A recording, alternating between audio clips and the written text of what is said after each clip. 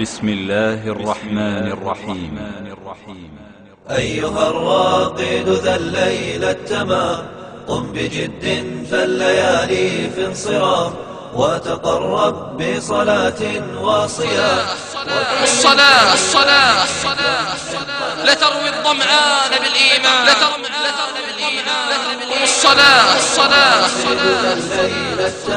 الصلاة تغيث اللهفان بالأمان والإطمئنان. الصلوات. كيف يليق بالمسلم أن يسهر على محرم ثم والعياذ بالله ينام عن ركن من أركان الإسلام؟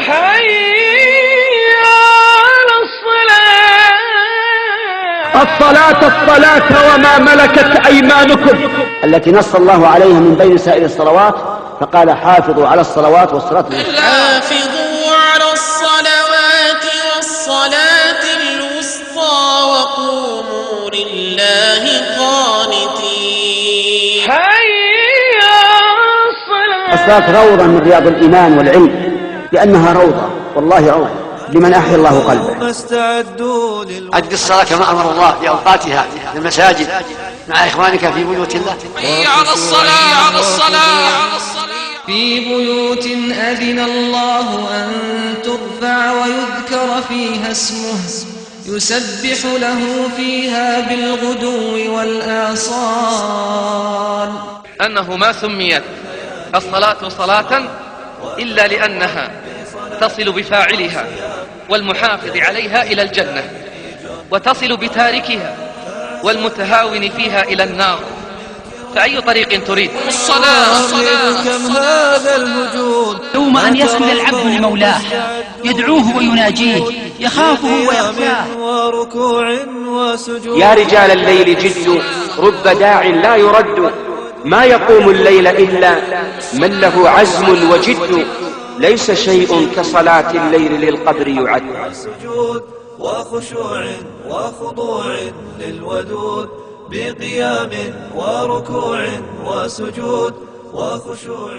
لقد كان لكم في رسول الله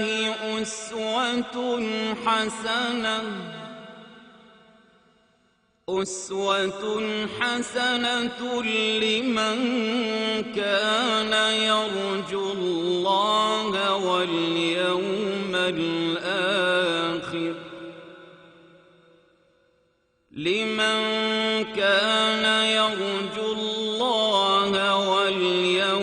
الآخر وذكر الله كثيرا.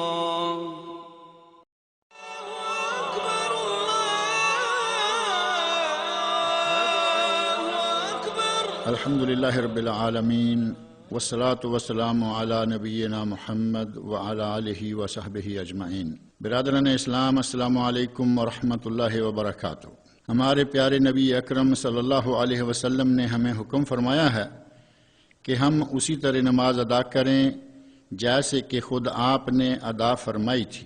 چنانچہ ارشاد نبوی ہے، صلو کما رأیتمونی اصلی، تم اسی طرح نماز ادا کرو جیسے نماز ادا کرتے تم نے مجھے دیکھا ہے۔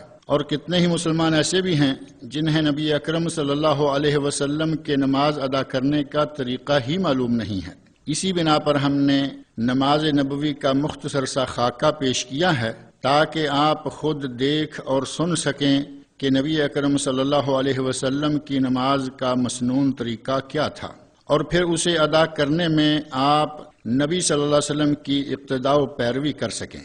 نماز کے لیے کھڑے ہونے سے پہلے اس کی تمام شرائط کو پورا کر لیں، اور وہ شرائط یہ ہیں: 1 قبلہ رو ہونا، 2 ستر پوشی کرنا، 3 طہارت و وضو کرنا، 4 نماز کے لیے دل میں نیت کر لینا، اور اس کے ساتھ ہی یہ بھی کوشش کریں کہ نماز کسی ایسے سترہ کو سامنے رکھ کر ادا کریں جو کہ زمین سے اٹھا ہوا ہو، یا پھر کسی ستون، دیوار یا ایسی ہی کسی دوسری چیز کو سترہ بنا لیں جیسا کہ حدیث شریف میں ثابت ہے۔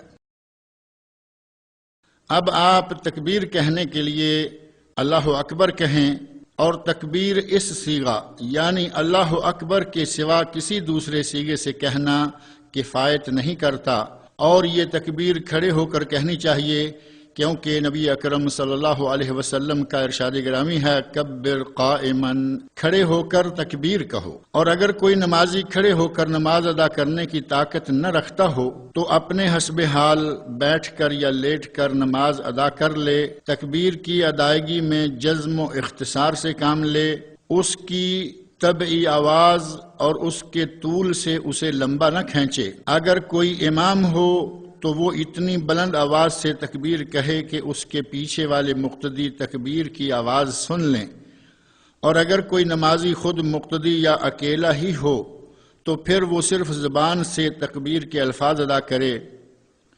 اس میں صحیح تر دلائل کی روح سے یہ شرط بھی نہیں کہ تکبیر کے الفاظ آپ خود سن سکیں، لیکن تکبیر کے الفاظ کی ادائیگی کے لیے زبان کو ہلانا از بس ضروری ہے، یعنی محض دل کی ادائیگی کو تکبیر شمار نہیں کیا جائے گا۔ پھر نمازی تکبیر تحریمہ کہنے کے ساتھ ہی اپنے دونوں ہاتھوں کو اٹھائے۔ رفع الیدین کی ایک شکل تو یہ ہے، جبکہ اس کی دوسری صورت صحیح احادیث میں یہ بھی وارد ہوئی ہے کہ تکبیر تحریمہ سے متصل پہلے یا اس کے متصل بعد رفع الیدین کریں۔ رفع الیدین کا طریقہ یہ ہے کہ دونوں ہاتھوں کی انگلیاں کھلی ہوں، لیکن انہیں نہ تو دائیں بائیں بکھیر کر رکھے اور نہ ہی باہم بھینچ کر، اور رفع الیدین کرتے وقت اپنی انگلیوں کو اپنے کندھوں کے برابر تک اٹھائے۔ یہ نبی صلی اللہ علیہ وسلم سے ثابت شدہ طریقوں میں سے ایک ہے، جبکہ اس کا دوسرا طریقہ یہ بھی ہے کہ انگلیوں کو کانوں کی اوپر والی شاخوں تک لے جائے، اور نمازی کو اختیار ہے کہ وہ ان دونوں میں سے جو طریقہ چاہے اختیار کر لے۔ اور اس رفع الیدین میں مرد و زن یعنی مرد اور عورتیں سبھی برابر شامل ہیں، اور اگر کوئی شخص کسی مرض و عذر کی وجہ سے کوئی ایک ہاتھ نہ اٹھا سکے تو اسے چاہیے کہ وہ دوسرا ایک ہی ہاتھ ضرور اٹھائے، تاکہ ممکن حد تک تو سنت رسول صلی اللہ علیہ وسلم پر عمل پیرا ہو جائے۔ تکبیر تحریمہ اور رفع الیدین کے بعد نمازی اپنے دونوں ہاتھوں کو کہاں باندھے؟ اس کا جواب یہ ہے کہ وہ اپنے دونوں ہاتھوں کو سینے پر باندھ لے اور دائیں ہاتھ کو بائیں کے اوپر رکھے۔ اور صحیح احادیث شریفہ میں وارد ہاتھ باندھنے کے دو طریقوں میں سے ایک تو یہ ہے کہ اپنے دائیں کو بائیں ہاتھ کی پشت اور گٹ اور کلائی پر رکھے، اور اس کا دوسرا طریقہ یہ ہے کہ دائیں ہاتھ سے بائیں ہاتھ کو پکڑ لے۔ اگر کوئی کسی وقت ایک طریقہ اختیار کر لے اور کبھی دوسرا تو اس نے مکمل سنت کو پا لیا۔ اور دونوں ہاتھوں کو باندھنا سینے پر ہی ہوگا، نہ کہ ناف پر، اور نہ ناف سے نیچے اور سینے سے اوپر بھی نہیں۔ اور بعض ائمہ کرام نے اس انداز کو اختیار کیا ہے کہ اپنے دونوں ہاتھوں کو اپنے دونوں پستانوں کے درمیان باندھ لے۔ نماز میں اختصار جائز نہیں، اور اختصار کے بارے میں کہا گیا ہے کہ اپنے دونوں ہاتھوں کو اپنی دونوں کوکھوں یا کسی ایک ہاتھ کو اپنی کسی ایک کوکھ پر رکھنے کا نام اختصار ہے۔ اور یہ بھی کہا گیا ہے کہ اختصار سے مراد یہ ہے کہ نماز کو اتنا مختصر اور جلدی کر کے ادا کیا جائے جو نماز میں مطلوبہ اطمینان و سکون کے منافی ہے۔ نمازی دوران نماز اپنے مقام سجدہ پر نظر رکھے اور سر کو جھکائے رہے اور اپنی نگاہوں کو زمین کی طرف رکھے۔ برادران اسلام، سینے پر دونوں ہاتھوں کو باندھ لینا، سر کو جھکائے رکھنا اور نگاہوں کو جائے سجدہ پر جمائے رکھنا عزیز